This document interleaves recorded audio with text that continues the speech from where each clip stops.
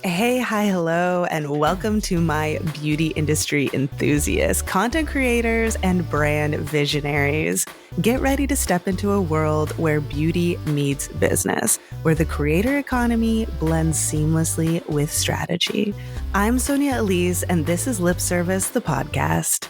We're about to redefine the way that you think about the beauty industry. From the boardroom to the makeup room, we're leaving no stone unturned. Lipservice is your backstage pass to the beauty industry's best kept secrets. Now take out your notebook, fill up your emotional support water bottle, and swipe on your favorite lip gloss. Let's get into the episode.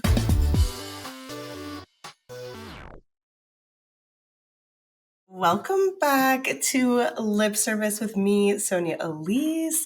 Today we are interviewing an incredible creator, a now two-time Ulta Beauty Collective member, and someone who is, I think, so good at showing up with their full personality and really sticking to, I think, something that feels really authentic in content. Amanda, welcome to the podcast. How are you? Thank you so much. I'm excited to be here. I'm great. How are you?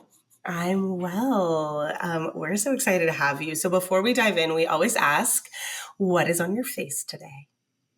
Ooh, so on my face, I have the Lancome Renergy Lift Makeup Foundation. Love it. I love Lancome so much. Clinique Pink Honey on the lips, something just nice and cute for talking. And then if I could highlight the blush, this was Rem Beauty in, I think it was Pink Planet, I think is what it is. Oh, cute. Love that. Thank you. And if tomorrow you had to head to the afterlife, you were done, whatever that looks like for you, so sorry, what one product do you take with you? I always say this. I'm always like, this will be in my casket with me. The Say Glowy Super Gel in Star Glow. The light colored one, the original. Interesting. Okay, that was a good choice. I like it. She's going to be glowy. She'll be truly angelic in the afterlife. Love it. Okay, awesome. And then also right now as a creator, where are you sourcing creativity from? Like how are you like dropping into creativity? Is there like a show that you're watching, other creators? Like where are you sourcing that spark? Ooh, I think right now it's a mixture of content that I'm watching, but also the content I'm not seeing. The way I run my page is like, if I had this like perfect creator in my mind in terms of like they're feeding me exactly what I want to see, I do a mixture of that and also mixing it in with things that I know people want to see. So like if it's trending, how can I put like my spin on it so like I know like that would really scratch my itch. Does that make sense? Yeah, that does make sense. So you're kind of like really feeding off of other creators, the scroll, what you get fed, and then kind of interpreting that to boost you. Right. Nice. Great. Okay. Well, let's get into the episode. I'm so excited to interview you today. And I think the audience is going to be so excited to hear from you because I know a lot of people requested you as a guest. Ooh. So I know we love that. I always want to know kind of, can you take everybody back? When did you get started in content creation? When was there a moment where like, this is a thing? And kind of take us to now if you can. Sure. So I started back in, must have been 2018. It was going into the second year of my master's degree. So just a quick, like, if you don't know, I have a background in music. I actually my doctorate in trauma and performance. Oh, cool. Yeah, so all like what I've done on social media so far has been during that time. So second year of my master's, I was like, I'm consuming so much beauty content. And it was actually my guy friends like, yo, you love Jaclyn Hill, you love all of these people. Why don't you try doing it? And I was like, Okay. So I started with Instagram and actually YouTube. And I did Vlogmas my first year of YouTube. Like I was going in with YouTube, and I'll be real, it was mostly my friends and family watching, which love it. Gotta start and somewhere. then exactly, and then so October of 2020. So it was like we were in the thick of the pandemic. I was watching so much TikTok at this point. I was like, what if I just started posting beauty stuff on TikTok? Mm. And literally, I made the promise to myself. I was like, because this is now fast forward the first year of my doctorate. So I was like, I'm going to get up early every single day. I always had my TikToks filmed by 10 a.m. so then I could go and do all my coursework for my doctorate. And I was like, I'm going to make a deal with myself. I'm going to post 3 to 4 times a day and just see what happens. And literally by like that Saturday, I had a video that just like popped off. Wow. And like, Wow. yeah. And I still remember it was like an Amazon eyeshadow palette. And since then I was like, I'm just going to keep taking this seriously. So that's been like, that was the big push that I was like, wow, like people want to hear like what I have to say. And I was loving it. Like it just worked so perfectly having the filming done by 10 and then going and doing all of my music, my grad coursework. It was kind of the perfect balance for me. And now I'm out of my doctorate and I'm doing this full time, which is amazing. So that's Mm-hmm. kind of a short version of the journey. Yeah. Wow. So wait, are you Dr. Amanda? I am. I am. Wow. That's so cool. Well, Thank congratulations to you. you on that. I feel like every creator has a secret life. And it's sometimes people are like, wait, what? Yes. And I love it because I feel like it really helps you understand where everyone's coming from. Like everyone has a very different perception, journey, things like that. I think it's really Mm-hmm. cool. That is really cool. So now tell us a little bit of like Ulta Beauty Collective. You're in your second one, but the first time around, Hmm. how did you hear about it? What was that process like? And at the end, what made you decide like, I'm going to go for it again? Sure. So I remember the year before seeing people like somebody I love, who's also one of my good friends, Rudy Berry. I saw she was on the collective, and I was Mm-hmm. like, wait, that I'm an Ulta girl. That seems exactly like I want to do. She spoke very Yeah. highly of it. Mm-hmm. And I always knew of the Sephora squad, but I was like, I mean, you see my content. I do go to Sephora. I'm an equal opportunity employer when it comes to using makeup. But Yes. I was like, I feel like I'm not a Sephora. Like, I feel like that's not me. That's not my audience. It's not my content. Mm-hmm. So after speaking with her, I was like, yo, like, I'm going to make this my goal. And I remember that year, I was like, I'm going to make my goal to apply to the Ulta Beauty Collective. I hope I get in. If not, I'll just apply the next year. And before applications came out that first year, I actually got an email Mm-hmm. from who was in charge of the collective at that point, and it was kind of a VIP link like, hey, like this isn't saying you're going to for sure be in it, but we've seen your content, we like what you do, and a lot of Oh, it is very like amazing. Ulta affordability focused. Mm-hmm. So that was kind of my connecting piece to them for the first year. Mm-hmm. Ah, I see. And has your content always been on the affordability side? Yeah, yeah, Mm. like, and you'll see, like, I never want to pigeonhole myself. So my whole thing is beauty at every budget because Mm-hmm. everyone's got a different budget. Mm-hmm. Some people are splurging. It just depends. So my whole goal is to bring you the best possible makeup you could buy wherever you are. If you've got a $5 budget for eyeliner, you've got a $50 budget for eyeliner. I'm going to give you the best options throughout those Mm-hmm. budgets. So it has always been that. That's what's always been most real to me. And also, affordable makeup just excites me in a way that sometimes it's like more expensive or high end makeup doesn't. Just because it's like if you can get good stuff at an affordable price, that to me is like, ooh, You're that cheating the like system a little bit. You're like, ha.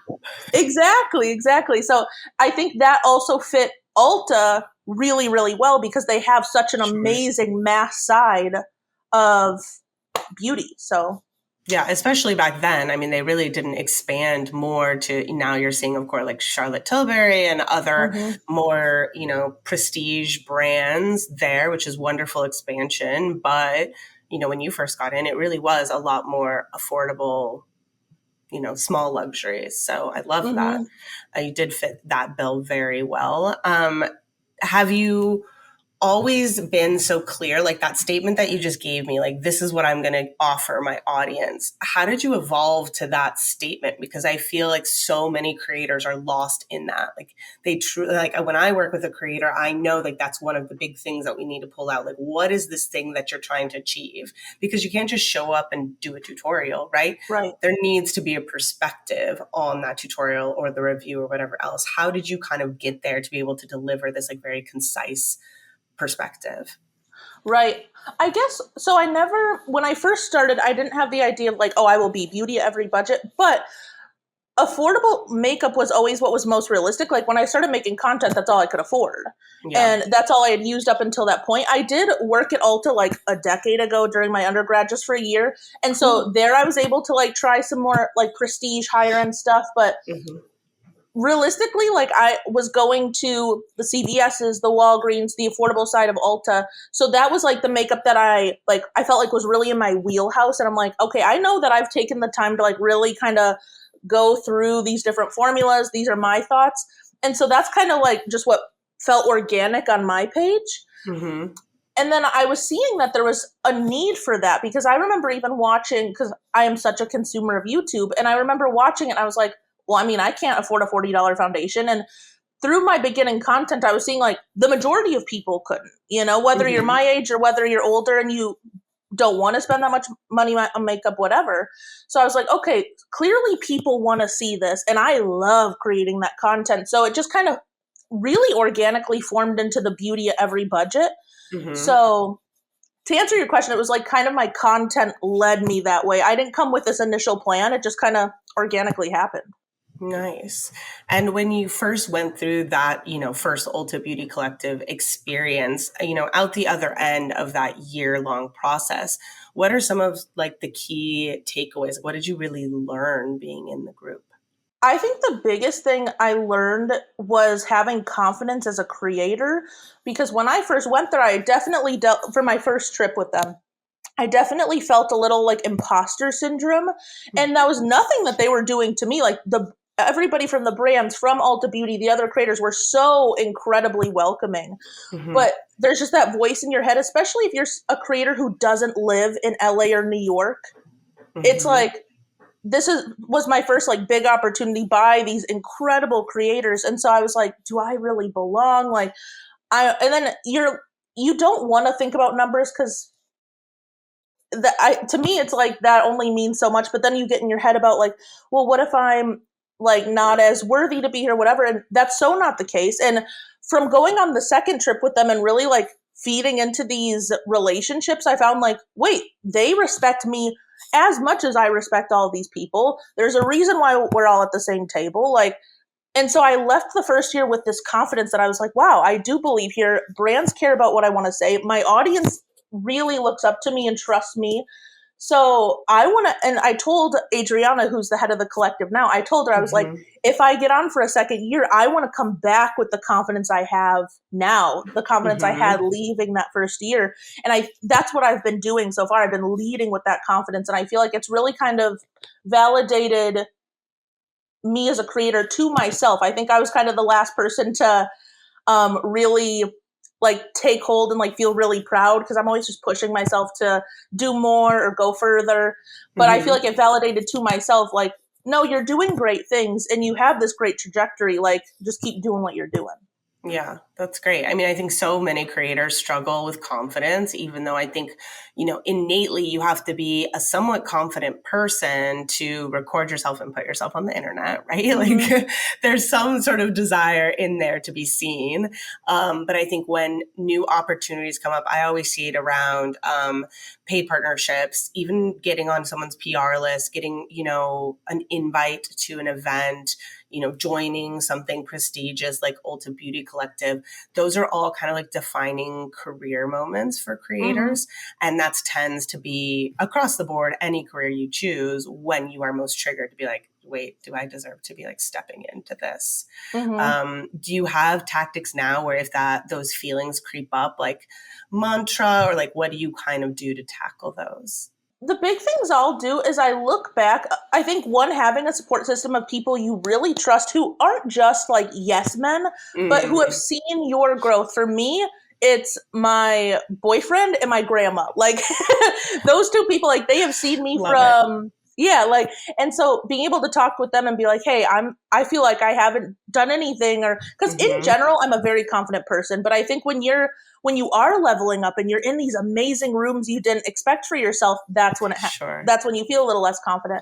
So having a support system of people who have like seen you, and bonus points, I think, if they're not on social media, because I think, I don't want to say regular people, but people who aren't on socials have such a fresh perspective that I feel like sometimes when you're in the thick of it, you think, oh, I'm just doing what everyone else is. But the majority of people are not creating content online. So I think that's something to ground yourself. And I think too, like looking at past videos, and I love going through old comments. Like I screenshot comments that just like really like kind of hit me in my heart. Like, wow, I look up to you so much, or I have this trust. Like reading comments from your audience, like the people who are there on the journey with you too, that to me just like, okay, this is why I'm doing it. And even if you need to take that night off and just like refocus, recenter, I think remembering that there's a whole group of people who are rooting for you.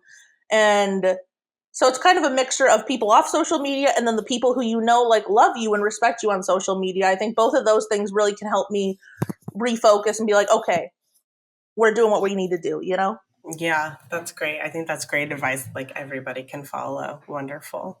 When it comes to the journey thus far, maybe even like in the last couple of years, I feel like there's such a huge shift from creators who started on TikTok 2020 and creators who are on TikTok now, whether you stayed on or you're just getting started now. What are some shifts that you've made in your own content over this period of time? Like, especially now when you start to see there's TikTok shop, there's this, there's so much change over that 4-year span. How are you approaching this platform differently?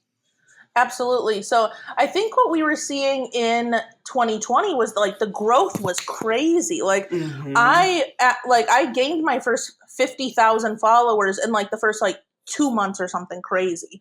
Wow. And I think the growth, not that you can't grow that quickly now, but I think for the majority of people, it's a little bit slower. But I think it's actually cool in that way because you're getting more engaged followers. Whereas like a lot of that early 50,000, if they still follow me, a lot of them, maybe they don't interact with my content or maybe they're not seeing my content. Whereas the people who follow you now, I think are really like here for the ride. Yeah. And I think a way that I've changed my content a little bit is like, yes, you still want to do a little bit of the trending sounds, or if you do TikTok shop, you want to do that. But I think I actually now, like more than ever, go and respond to comments of what my audience wants to see and really engaging with that. Because I think some of my videos that have done the best as of late, if we're strictly going by numbers, are things like that, like going back to the basics, how to blend out your concealer in a way so it looks smooth and not cakey, like really like going back and seeing what the audience thinks rather than what's going to hit the FYP and go viral. That going viral is never really my focus because again, it's one of those things you might get seen by a lot of eyes, and that's also could be a negative thing depending on who sees it, Yes. So my thing is I'm like, I want to get in front of beauty lovers and I want to get in front of people who want to see this content, even if you're not you're putting makeup on every day. If you connect with my personality, if you're also from Wisconsin originally, like whatever you can connect with me on, I want you to see that content. So that's kind of my focus, focusing on my community rather than I just need to be on the FYP. Yeah, that's so smart. And what about going live? I know now you go live fairly regular. At least you hit my feed and go live pretty regularly. Do you have a schedule or how have you worked going live into your strategy? Sure. So I think it was a few months ago. I was like, I'm just going to start going live because, again, I love talking to the people who follow me. And then sometimes you end up on people's pages who you don't follow or who don't follow you. So I was going live 5 times a week. And it was typically in the later afternoon. And I felt like it was perfect because people were getting off of work. They were getting done with school, whatever. So I was going live a lot. It's definitely slowed down within the last couple months because I've actually been trying to post more on Instagram and diversify that way as well. And I have some other things in the works that I'm trying to expand. So I was like, okay, live has to go down. So I try to go live at least once every other week now, because I do want to still talk to those people who were in every live and who are in my DMs because I love hearing from them and just like getting to know them. But it's definitely a lot less than I was, strictly because I'm just trying to be more present on other platforms. Yeah, I mean, I always tell people like you can't do everything at once, and there's Right. like a season for everything. And I always find it tends to be anywhere from like 3 to 6 months. If you hyper focus on one portion of your content creator business for 3 to 6 months, then after that point, you can typically shift to whatever the Mm-hmm. next growth cycle is that you're trying to do. So I think you probably nailed it on in that sense. I think a lot of creators tell me that they want to be going live, but they're very scared to. What tips do you have? Like, how long are you live? More than an hour? Usually an hour to like an hour 20, I feel like is like the sweet spot for me. Yeah. And when you first started doing it, kind of like, how did you fill the time? How did you step into it? Totally. Like I remember the first time I went live because I was petrified. I was like sitting there staring at like the button. I'm like, okay, here we go. And this is the thing. I think, of course, it's scary. You don't know who's going to see you, Sure. but realistically, like if we're being real with ourselves, if random people on the FYP are seeing it, they're just going to see it and scroll, Yeah. So it's not like these people are coming in and like, ooh, what is she going to say? I'm going to wait till she messes up. Most people are not going to do that. Mm-hmm. Something that I found helped me a lot at the beginning is I would come in with a topic for the live. Mm-hmm. So for me, especially back then doing like strictly affordable beauty, I would title the live like mascaras under $10 or best eyeshadows at the drugstore. And so you come in with a topic and Sure. that either piques people's interest and this is the thing, it would fluctuate. And it was actually cool when it would fluctuate because that meant people were talking to you and wanted to know your thoughts on other things. Mm-hmm. But coming in with a topic, so it's like even if nobody is in that live, you can ramble about something that you know a lot about. And I found that helped me a lot. Sure. Have you ever gone live with other creators? I have. I would like to do more of that too. Okay. Well, I think you and I will go live when we get closer to launching this podcast because I also love going live. I would love that. I always tell creators like grab a buddy, and that's like why Lipservice I think is so special is because like once you find a creator buddy in there, like go live together, and so many of them do, and I'm like, look, they're my babies. They're going live together. It's so cute. But yeah, I think if you're a creator who's really scared about going live, grab a buddy and start doing it together first, and then go off on your own, and you'll find that it's quite easy once you get going on the topic. It's moves right along. All of a sudden, it's an hour, and you're like, oh wow. There goes 60 minutes. Yeah, and it's nice too going live with a buddy because it's like you don't know who follows both of you, but you also don't know whose eyes you're seeing for the first time who might really love your stuff. So it's a great way to discover new audiences for sure. I love that.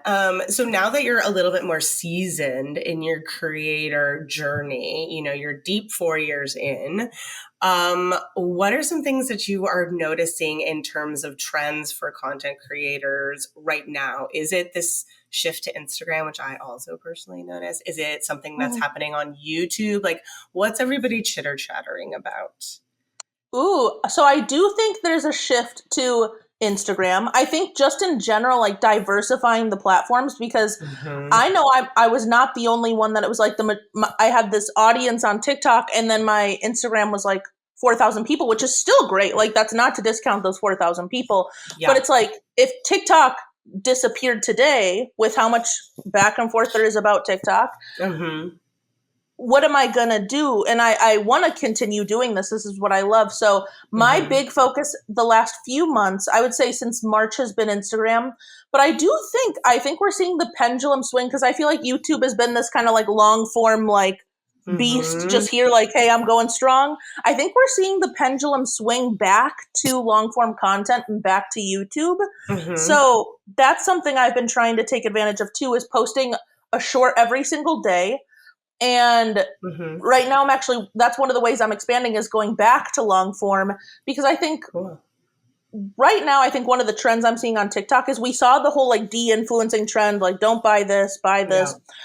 Now what I see it's morphing into is I'm seeing a lot of people have a desire for in very detailed, like in-depth, like kind of swinging back to 2016 YouTube, the smoky eye tutorial, like the very like back to the basics. I want details. I want to know that by the end of this video, I can achieve whatever you're talking about. And so because we're seeing that on TikTok, I really think we're starting to I think we're going to start moving back to YouTube because people are wanting to be fed in like a little bit more of an educational way, which I love. I feel like the way that I wish that I could ramble even more on TikTok and really like, I just love details. I really do. Yeah. So I think we're really seeing this shift to Instagram and YouTube, but I think still like trying to be focused on TikTok. It's tough to be everywhere at once, but I think if you can diversify even to one other platform, even if it's repurposing a lot of your content and going that way, I think it's completely worthwhile. Yeah, agreed. I personally try to diversify on platforms, and I'm always pushing creators to do so as well.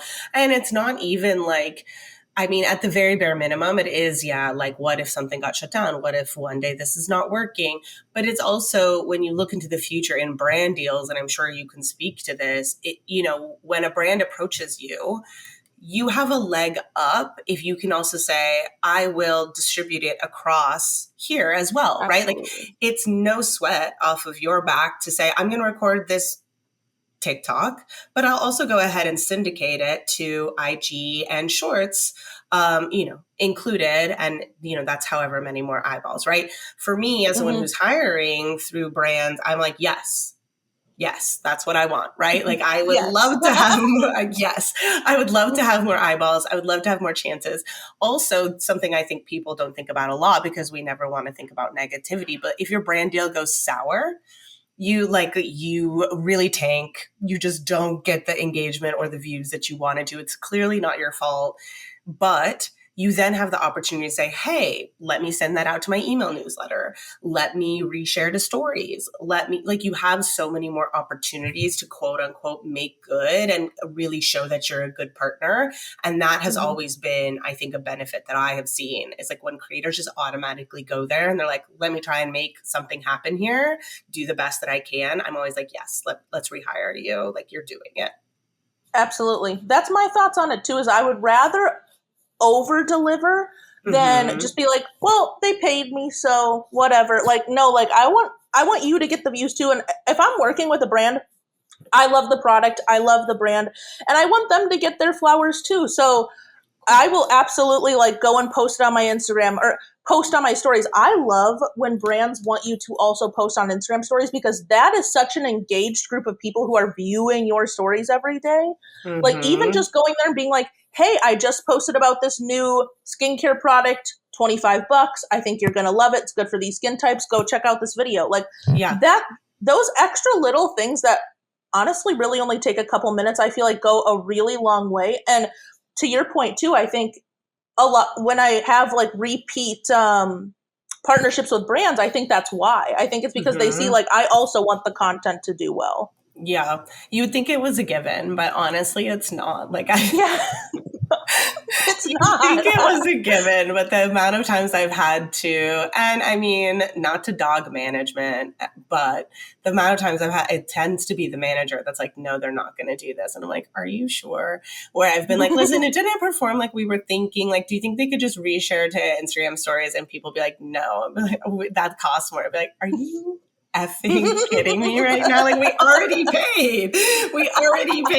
Like, well, and for them to not, like, this is the thing. So I have management and they're great. They're very, very great. And they've never been like that. They're always like, you get the final say. Like, I can't imagine a manager just being like, nope, and not even asking the creator. Like, that's crazy.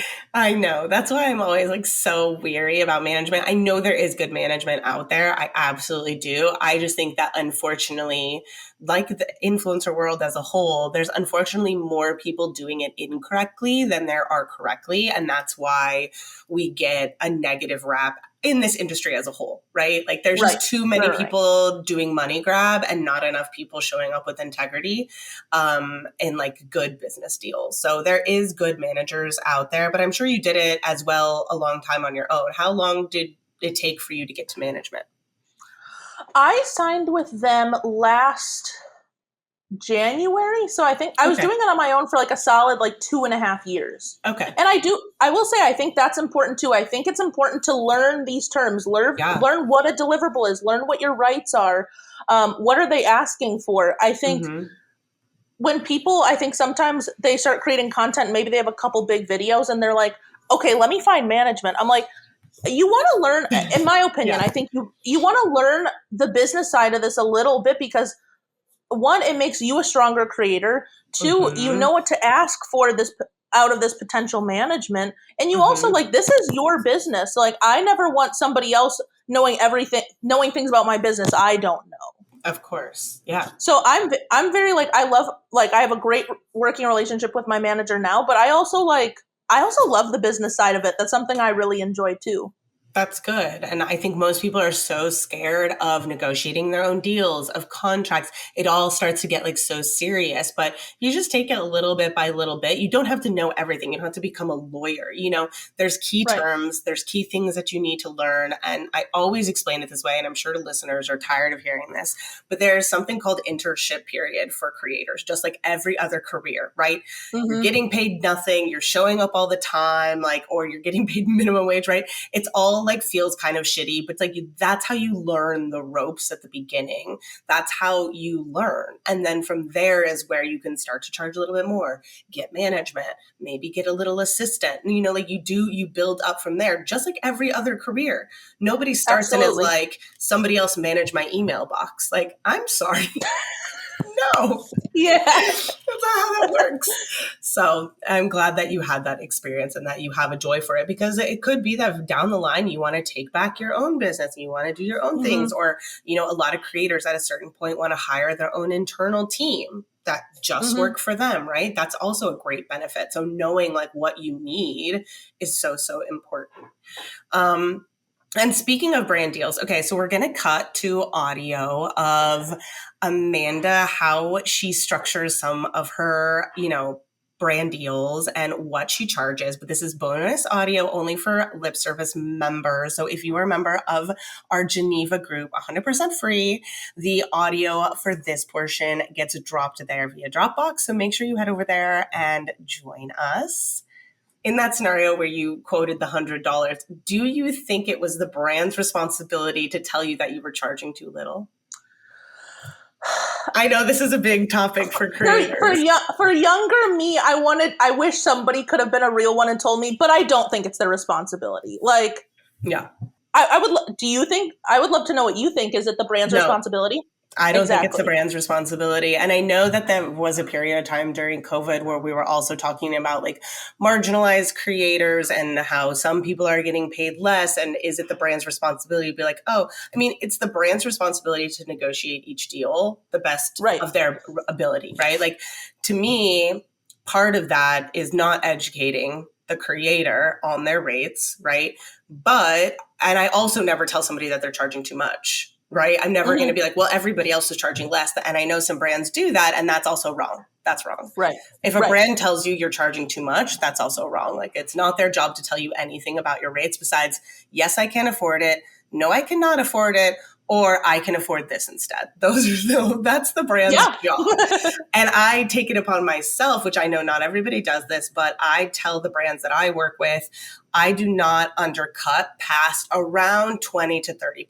So if you tell me you're worth $1,000 for the deal, I don't offer less than 800. Right? Like, I'm not going to come back with something that's like, well, could you do it for 100? So I think that's an interesting thing to keep in mind, that like some people don't want to come back and like insult you either. So careful how high of rates you throw out, because I'm just going to be like, oh, well, we can't afford it, because I don't want to insult you and be like, would you take 10% of what you just, like said? So it's a very interesting dance that people just have to get used to. It's hard. Absolutely. Wild. It's a wild world out there as a content creator, as we all know. And speaking of wild, what are some of your favorite collaborations that you've done to date? Like, who are some of your besties when it comes to brands that you've worked with that you're like, oh, I hope to work with you forever and ever and ever? Ooh, I mean, it's my second year with them. The Ulta Beauty Collective has been amazing. I think what I love about that is you get to partner with Ulta Beauty, but also by being on the collective, you get approached by many of the brands that live inside of Ulta. Sure. So that's been, and they're also like really great about, hey, we're dropping this new product. It's this. And they're great about like telling you which collective members would fit that bill the best in terms of like what you're looking for. So, I mean, they've been amazing. Like, to be able to partner with Ulta Beauty, I just need to say them first. Iconic. Yes. They've been and so supportive. If I'm thinking of other ones that I've really, really just loved working with, I also really loved working with Lancome. Mm-hmm. And part of that's been two different things. One, I feel that was a brand, and I had a long-term partnership with them last year. And up until that partnership, I had not tried much from them. They weren't a brand that really piqued my interest in particular. And so when they reached out with the deal, I actually told them, I was like, let me go and buy the product myself, because I want to know, I want to try, if I'm going to be talking about you for a year, I want to try a range of your products to know I love them.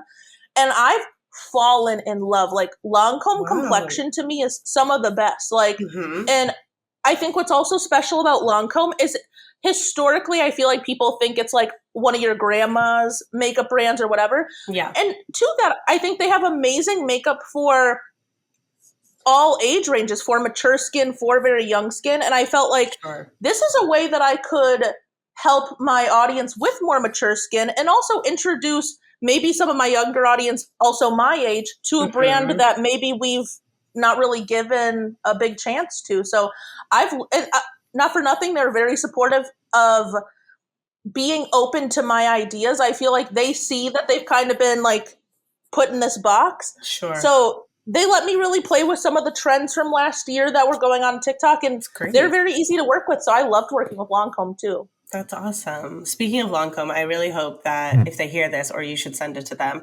that they should hire you to do their lives. Oh, I would love that. This, I think, is the future of the beauty industry. And I keep telling this to my mentorship people, but I don't understand why more brands aren't doing it. But like, you need better hosts for lives. Like the hosts for brand lives, 9 times out of 10, they're like little models or people who kind of work for the brand. I'm like, creators should be the hosts of your lives. Yes. Well, what's crazy is sometimes I'll hop in these lives because it's brands I love, and the person's not even pronouncing like the shade names correctly, and like or just like also just saying strange things. Like they'll be putting makeup on a model that's like very clearly has very warm toned skin, and they're putting on like a cool. It's bad. No, I agree with you. Like. And I'm not saying all creators are like pro MUAs by any means. Some are, but I think like if you want somebody to truly speak passionately, I agree with you. I think that's really kind of an untapped market right now that brands are kind of like not doing. I know, especially for TikTok Shop. Like TikTok Shop and shopping live is huge as a push. Most brands don't do it because they don't have the talent. Like I represent multiple brands that I've gotten onto TikTok Shop, and TikTok Shop always says like, do lives, blah, blah, blah. Not everybody can be Tarte because not everybody has that like talent reach. Right. But like if more brands were like, okay, great. Well, part of your contract is going to be a host X amount of lives on our TikTok for shopping. It's like, that is a great deal. That's amazing.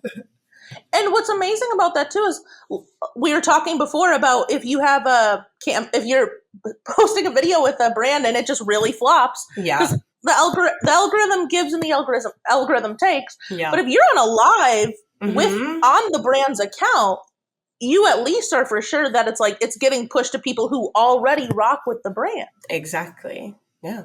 I love that idea. All right. Well, I hope that somebody hires you for it soon because I know how good you are at live. So I feel like you're going to kill it. I love it. Thank you. Okay. So as we wrap up, I would love to know what are some like key takeaways on this journey for the last 4 years? Like what are the big learning moments? I know we already talked about confidence a little bit, but what are some other things that you're like, if I could have told myself this early on, like I needed to hear it. I think the biggest things is one, start today. Like it is never too late. And I know some people, for a lot of people, this is a dream and, it'd be so amazing to be a creator. You absolutely can.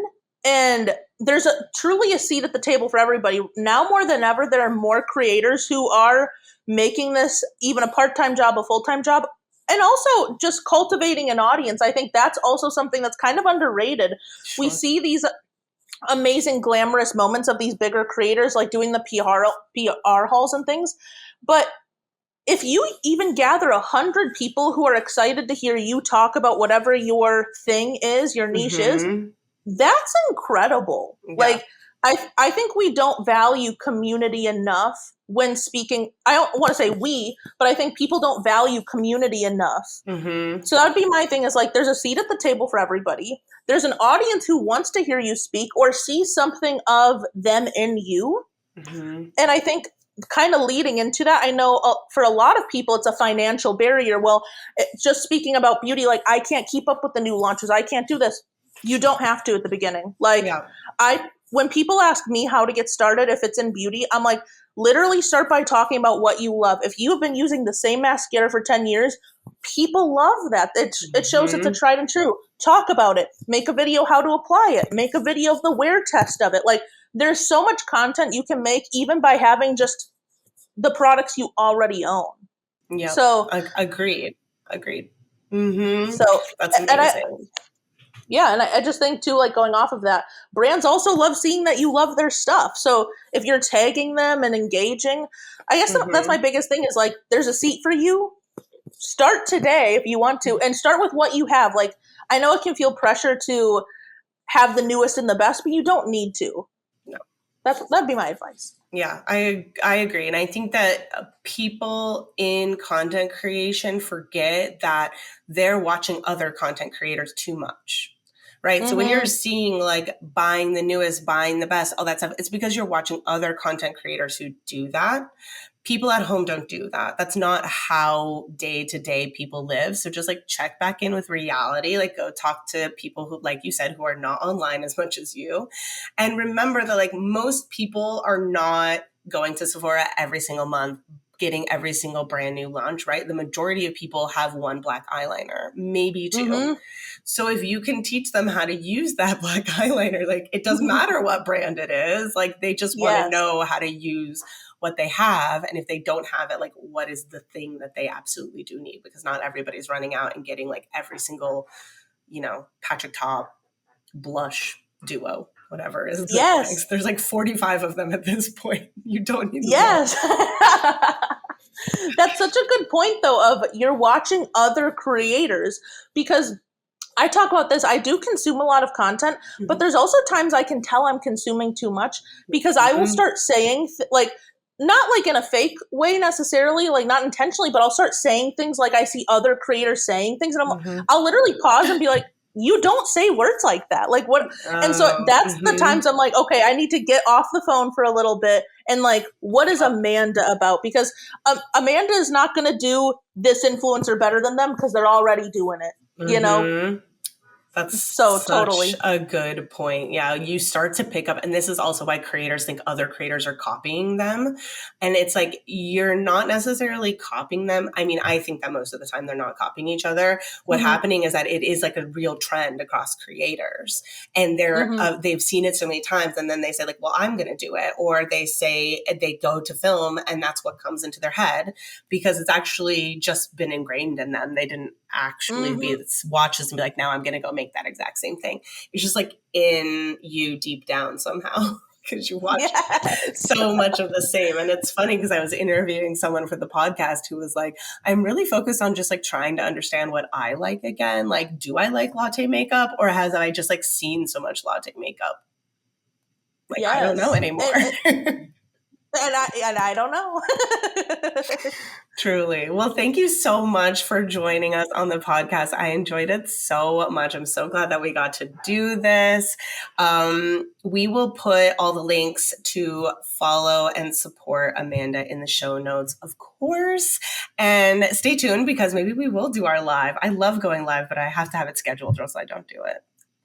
I would love to. Thank you so much for having me too. Of course. All right, guys, we will catch you on the next episode.